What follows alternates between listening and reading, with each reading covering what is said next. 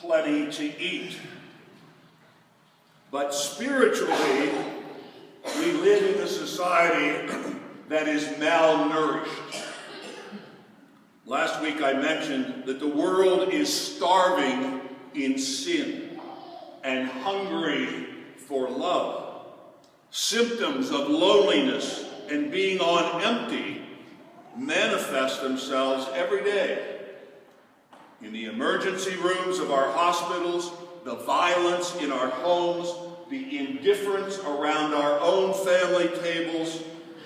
And St. Paul tells us in Ephesians today that the symptoms of emptiness are bitterness and fury and anger and shouting and abuse and intolerance and manipulation and viciousness and spite.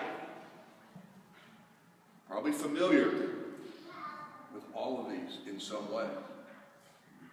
Someone has called this emptiness on steroids because our past wounds and our traumas, the crutches of work, wealth, shopping, fame, sex, power, all create a big black hole for our world and our society and for us. Need and distress, hurt, being afraid. We want a God who's strong. We want quick answers to our problems, don't we? In fact, we want God to make it all right. But the gospel, as last week, people questioned Jesus. How can you possibly be the answer? We know your mom and dad. We know where you come from. After all, God doesn't deal with everyday things, the ordinary or the dirty things in this world. God resides somewhere up in the sky, not down here with the common, ordinary people. And who ever heard of a God who would eventually suffer and ultimately be crucified? So no matter the murmuring or the complaining in our world or at the time of Jesus, Jesus just continues to love this world, continues to love the disciples and those on the street who have heard him, who saw him, who touched him, who ate with him, and probably smelled him after a long day out on the streets in the city of Galilee. Definitely a different experience of God.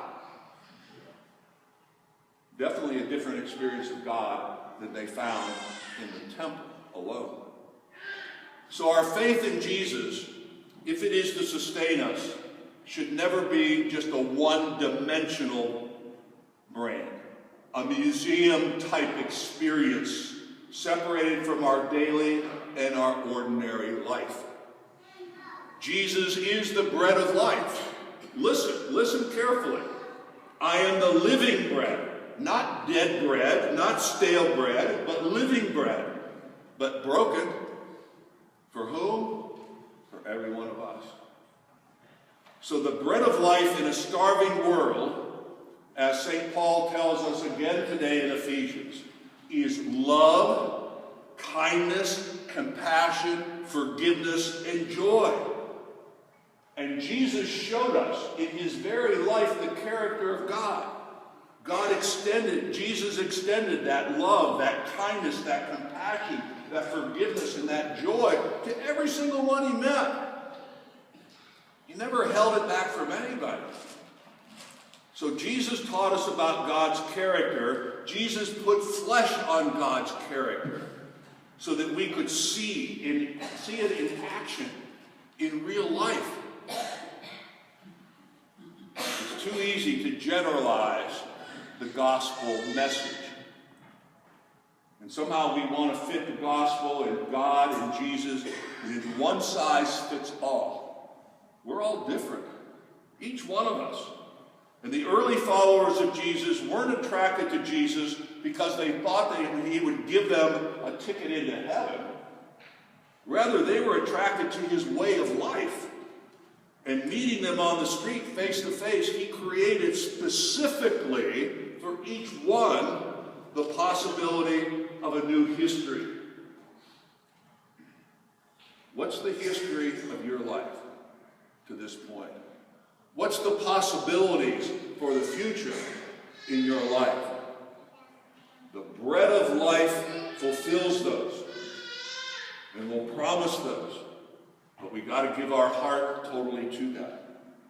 So Jesus, the bread of life, calls each of us to heal that great divide that is in our communities, in our homes, in our hearts, our nation, and our world.